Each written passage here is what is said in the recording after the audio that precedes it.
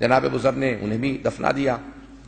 روایت کے الفاظ ہیں، امام فرماتے ہیں کہ جناب بزرگ نے جملہ کہا بیٹے کی قبر پہ، کہا بیٹا زر، پروردگارہ اس نے کچھ میرے حق ادا کرنے تھے، کچھ تیرے حق ادا کرنے تھے۔ پروردگارہ میں مخلوق ہوں، میں نے اپنے سارے حق معاف کر دیے، تو خالق ہے، تو بھی اپنے حق معاف کر دے۔ امام فرماتے ہیں کہ اس ایک جملے کی وجہ سے پروردگار نے ابو ذر کے بیٹے کا کوئی حساب کتاب نہیں کیا، کہا کہ میرے فرشتوں اس کے باپ نے اتنا بڑا جملہ کہہ دیا ہے، کہا پروردگارہ میں مخلوق ہو کے اپنے سارے حق معاف کر رہا ہوں، تو بھی معاف کر دے۔ اب جناب ابو ذر بیمار رہنے لگے، بزرگ بھی تھے، بیٹی ابھی زیادہ سن میں بڑی نہیں تھی، تو ایک دن بیٹی نے کہا بابا جانا بہت بیمار ہو گئے، کہا بیٹی آؤ میں تمہیں کہیں پہنچا دیتا ہوں، جب پہنچ جاؤ تو لوگوں سے کہنا تمہیں مدینے پہنچا دیں، جب مدینے جاؤ نا تو جا کے علی ابن ابی طالب کا پوچھ لینا، جس یتیم کا کوئی نہیں ہوتا اس کا سہارا علی ابن ابی طالب ہے۔ اب ایک مرتبہ جناب ابو ذر نے بیٹی کی انگلی پکڑی، چلنے لگے، ابھی کچھ ہی دور چلے تھے کہ ایک مرتبہ جناب ابو ذر گر گئے۔ جناب ابو ذر کا گرنا تھا کہ جناب ابو ذر کی بیٹی برداشت نہیں کر سکی، کہا بابا تھوڑی سی اور ہمت کیجئے، ابھی تو راستہ بہت دور ہے، کہا بیٹی اب مجھ میں اور ہمت نہیں ہے، لیکن بیٹی پریشانی کی بات نہیں ہے، مجھ سے سچے نبی نے سچا وعدہ کیا تھا، اے ابو ذر کوفے کے بہترین مؤمنین تمہیں غسل و کفن دیں گے، بس بیٹی ایک کام کرنا، بس راستے میں جا کے بیٹھ جانا، جب قافلہ آئے نا تو راستے میں روک کے کہنا اے قافلے والو یہاں قریب میں صحابی رسول کا جنازہ پڑا، قافلے والوں سے کہنا صحابی رسول کا جنازہ بے گور و کفن پڑا، کسی نے دفنایا نہیں ہے، بس کہنا ہے لوگوں، بس اتنے میں جناب ابو ذر کا انتقال ہو گیا۔ اگر دیکھ سکے تو سنیں گے جملوں کو۔ جب انتقال ہوا نا جناب ابو ذر کا تو ہر بیٹی باپ سے محبت کرتی ہے، جناب ابو ذر کی بیٹی رونے لگی، بہت دیر تک روتی نہیں، پھر ایک مرتبہ ایک رومال چہرے پہ ڈال دیا، کہا کہ دھوپ بھی زیادہ ہے، تپش بھی ہے، گرد و غبار بھی ہے، میرے بابا کا لاشا دھوپ میں نہ پڑا رہے۔ بچی نے ایک رومال رکھا، بہت دیر تک روئی، پھر اٹھی اور جناب ابو ذر کی بیٹی جہاں سے قافلے گزرتے تھے نا اس راستے میں بیٹھ گئے، اتنے میں دیکھا دور سے قافلہ آ رہا، بچی کھڑی ہو گئی کہ قافلے والوں رک جاؤ رک جاؤ، یہاں قریب میں صحابی رسول ابو ذر غفاری کا جنازہ پڑا۔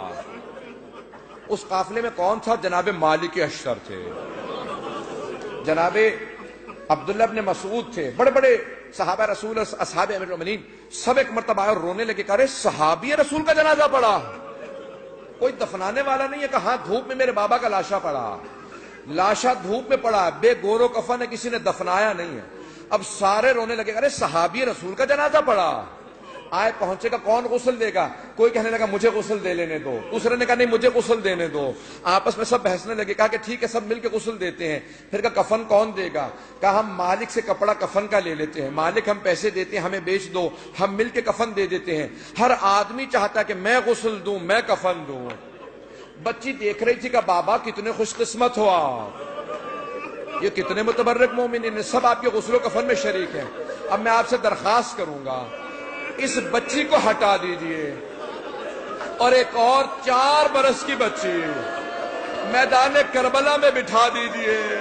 وہ بچی بار بار رو کے ایک جملہ کہہ رہی ہے، لوگوں صحابی رسول کا نہیں نواسہ رسول کا جنازہ پڑا، بے گور و کفن ہے، کوئی دفنانے والا نہیں ہے، لوگوں میرے بابا کا جنازہ پڑا، کوئی دفنانے والا نہیں، اجرکم اللہ اجرکم اللہ، لیکن کوئی دفنانے کے لیے نہیں آ رہا۔ سنیں گے جملے، کوئی دفنانے کے لیے نہیں آ رہا۔ روایت کے الفاظ ہیں کہ 13 محرم کا دن تھا، بنی اسد کی مستورات باہر نکلی گھروں سے پانی بھرنے کے لیے، دیکھا کہ چاروں طرف لاشیں پڑے ہیں، اگر دیکھ سکے میری طرف، چاروں طرف لاشیں پڑے، کسی لاشے کا سر نہیں ہے، ایک بی بی کے رونے کی آواز آ رہی، ہائے میرا بیٹا مارا گیا، ہائے میں نے چکیاں پیس کے پالا تھا۔ ان مستورات سے رہا نہ گیا، گھر پہنچی، کہو بنی اسد کے مردوں روز قیامت جناب سیدہ کو کیا منہ دکھاؤ گے؟ وہاں نواسہ رسول کا لاشا پڑا، کوئی دفنانے والا نہیں ہے۔ بنی اسد کے مرد کہنے لگے کہ ہمیں عبید اللہ ابن زیاد سے ڈر لگتا ہے، کہ پھر ہمیں اجازت تو ہم جا کے حسین کا لاشا دفنا دیں. کہا کہ نہیں تم لوگ رک جاؤ ہم جاتے ہیں. ایک مرتبہ سارے بنی اسد کے مرد آئے, جب آئے نا تو دیکھا کہ کسی لاشے کا سر نہیں ہے, کہ کون سا لاشا کہاں دفنا ہے, کون سا لاشا کس کا ہے, ہمیں کچھ معلوم نہیں. اتنے میں دیکھا کوفے کی جانب سے کوئی سوار آ رہا تھا. ایک مرتبہ وہ سوار اترا, سارے لاشوں کے درمیان سے ہوتا ہوا ایک لاشے کے کنارے کھڑا ہو گیا. کہا بابا آپ کے بعد میری پھپھیوں کی چادریں چھینی گئی, بابا میرے گلے میں توق ڈالا گیا, ہاتھوں میں زنجیریں پہنائی گئی, پاؤں میں بیڑیاں پہنائی گئی. ایک مرتبہ اس قیدی نے بین شروع کر دیا, بہت دیر تک روتے رہے. وہ سب بنی اسد پوچھنے لگے قیدی آپ بتائیے ہم کون سا لاشا کہاں دفنائیں. ایک مرتبہ امام نے اشارہ کرنا شروع کیا کہ فلاں لاشے کو فلاں جگہ دفنا دو. ایک مرتبہ کسی نے سوال کیا قیدی ہمیں ایک لاشا ملا ہے, یہ لاشا کس کا ہے؟ امام سجاد کی آنکھوں میں آنسو آئے. کہا یہ علی اکبر کا لاشا.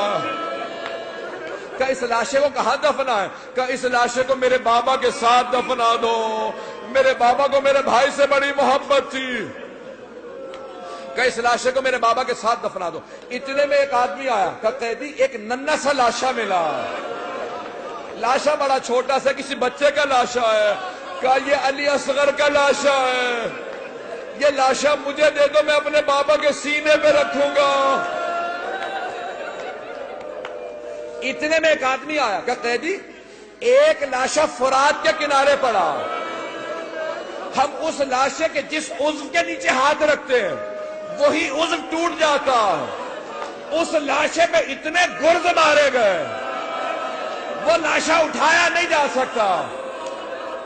ایک مرتبہ امام نے کہا وہ میرے چچا عباس کا لاشا ہے, اس لاشے کو وہی دفنا دو. بس بھائی سارے لاشے دفنا دیے گئے. امام نے آواز دی کہ ہٹ جاؤ, امام کو صرف امام دفنا سکتا ہے. اگر دیکھ سکے نہیں تو آنکھیں بند کر کے تصور کیجئے گا. امام نے ایک چٹائی زمین پہ بچھائی, سارے اعضاء کو جمع کرنا شروع کیا. کسی نے پوچھا قیدی کیا کر رہے ہو؟ کہ جب میرے بابا کے لاشے میں گھوڑے دوڑائے گئے تھے کوئی لاشے کا ٹکڑا کہیں چلا گیا.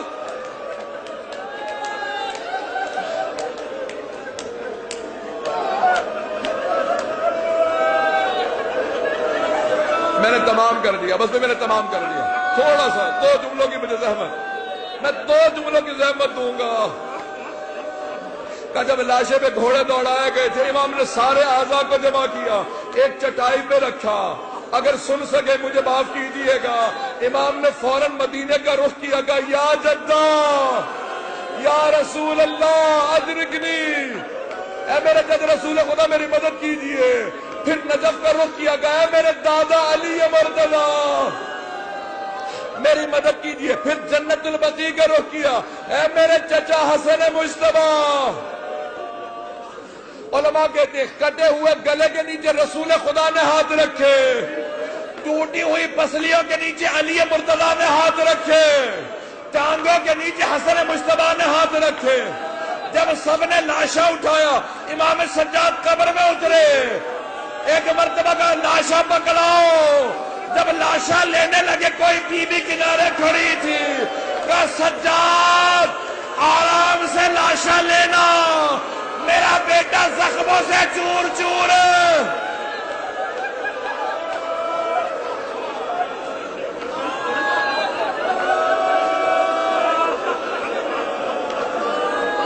میں نے تمام کر دیا, میں نے تمام کر دیا. اب آپ میں نہ سننے کی طاقت ہے نہ مجھ میں پڑھنے کی طاقت ہے. 2 جملوں کی زحمت دوں گا. امام نے ایک مرتبہ جناب سید الشہداء کا لاشا جب قبر میں رکھا نا, آواز دی, اے بنی اسد کے مردو وہ جو ننھا سا لاشا تھا دے دو. لاشے کو ہاتھ میں لیا, بابا کے سینے سے سینہ ملایا. کیا قیدی ایک قبر میں ایک لاشا رکھا جاتا, یہ آپ نے 2 لاشے کیوں رکھے؟ تو میرے بابا کو عادت تھی اپنے سینے پہ میری بہن کو سلانے کی, میں نے اپنے بابا کے سینے پہ اصغر کو لٹا دیا. امام نے قبر کو بند کیا, قبر پہ ایک جملہ لکھا، اپنے ہاتھوں سے جملہ لکھا، ھذا قبر ابی عبداللہ الحسین الذی قتل غریبا و مظلوما و عطشانا. یہ ابی عبداللہ الحسین کی قبر ہے جنہیں مظلومیت غربت کے عالم میں پیاسا ذبح کر دیا گیا. امام سجاد چلے دوبارہ کوفے کی جانب، معجزے سے آئے تھے نا، جب چلنے لگے ایک نے آواز دی کہ قیدی آئے بھی خاموشی سے تھے، جا بھی خاموشی سے رہے ہو، بتاؤ تو صحیح آپ ہو کون؟ امام نے کہا میں سید سجاد پھپھیوں کو قید خانے میں چھوڑ کے آیا ہوں صرف بابا کے دفنانے کے لیے، میری ایک پھپھی بڑی پریشان ہے.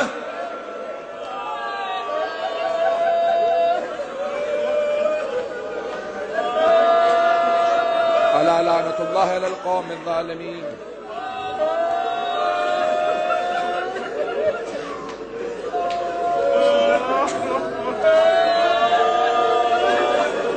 بس